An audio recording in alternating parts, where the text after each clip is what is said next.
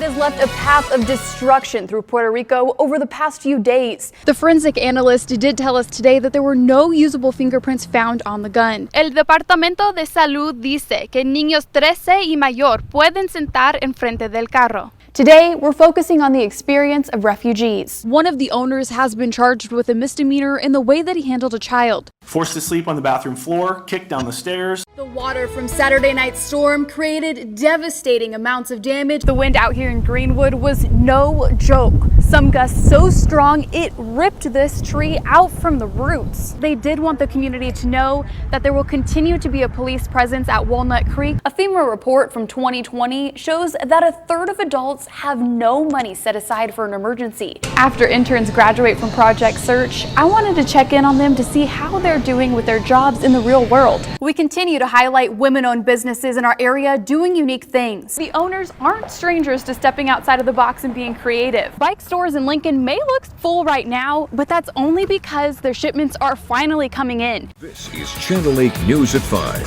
Thank you for joining us. I'm Arianna Martinez. Tomorrow at 10 in the morning, the first slot machine lever will be pulled at the grand opening of the Warhorse Gaming Facility in Lincoln, Nebraska.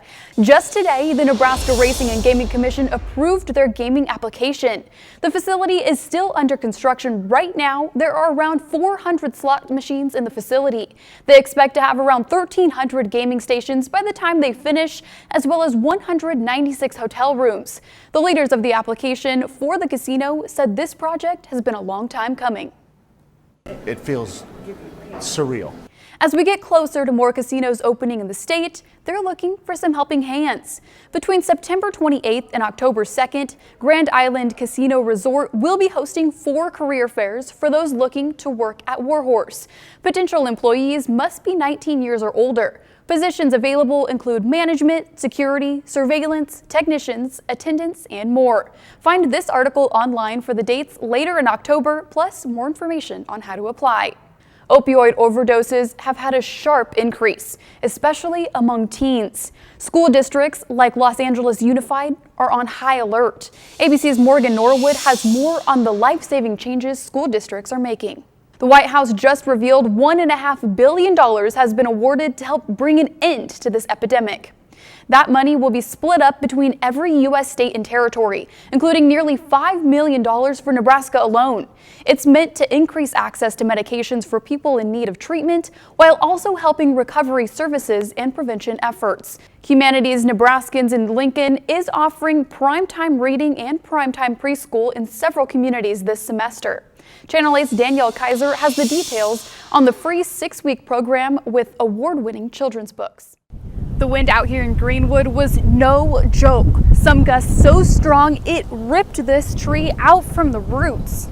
Tree limbs everywhere and no power. This family woke up to a tree on top of their home, and it just barely missed their vehicle. Luckily, they were in the basement at the time of the storm, but said the wind was so strong that they didn't even hear the tree hit the house. They were busy at work when I spoke with them earlier today. Just been doing this, chainsawing and tractoring all morning. Large trees being pulled up out of the ground from the roots was a common theme in Greenwood. That kennel was just built 2 years ago. And of course, the big walnut tree came out, pulled it out by the roots, and then of course it hit the top of the kennel. Trees weren't the only thing being ripped out of the ground. This is a 16 by 24 greenhouse that we just built last year. And so it started right here, ended up in that field, and right now it's just a total loss. George Mink has lived in the area for nearly 60 years. This is the worst that we've seen. And Miriam Simpson has lived and owned her business in the area for 25 years. I've never experienced anything like that last night. The wind blowing, I had rain coming in through the doorways and hail. I thought, oh, TV was out, the lights flickered, and it was not pleasant. Let's put it that way. She owns the Platte Valley Antique Shop and had some merchandise ruined during the storm. All of the material that's out there for sale was flipped and ruined. Thankfully, everyone I spoke with said they were okay physically. There were some very kind neighbors and companies out helping those hit hard from the storm, as sometimes it takes a team to clean up and get back on your feet. DNR Agriculture down by Lenoma Beach brought their cat and skid loader and saws, and starting at 7:30, 8 o'clock this morning, hooked up generators, and then piled up all the limbs that we could get to without going over the power lines. Neighbors and crews in this area will be hard at work for the next few days cleaning up after last night's storm. Reporting here in Greenwood, Arianna Martinez, Channel 8 News. It's been a huge struggle. We went for like 2 or 3 months without a single applicant. After struggling to find people to work for them, the owners, Marnie and Jim, hired a robot to deliver orders to customers.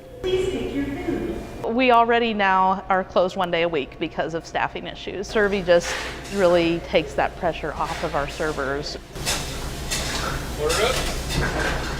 On top of the staffing shortage most of America is experiencing, having a small business in a small town poses its own set of struggles. We probably currently have about half of the staff we really need. And part of that is we rely a lot on high school labor, and they have, they're out for sports, especially in a small town, and so at any given time about half of our high school labor is unavailable to work. For most customers, it's a surprise to be served by a robot, which puts a smile on their face. But for those who fear robots will be replacing humans, the owners have no plans for that. We still feel like we want to be careful not to lose that personal touch. People still like, oh, we forgot, silverware, forgot a straw or something. So we need to be checking on those tables, and Servy can't do that. So she's definitely not replacing anyone in particular, but she's taking a load off of the staff we have. During a busy rush of hungry customers, Servy can also take dirty dishes back to the dishwasher. Servy, which they've renamed as Giada, has been working for about a month, and there's no plans of her going anywhere. But they are looking to hire, so if you're interested in working here at JoJo's, their contact information can be found on our website. Now I'm going to take a bite of this delicious food. Reporting in Aurora, Arianna Martinez, Channel 8 News.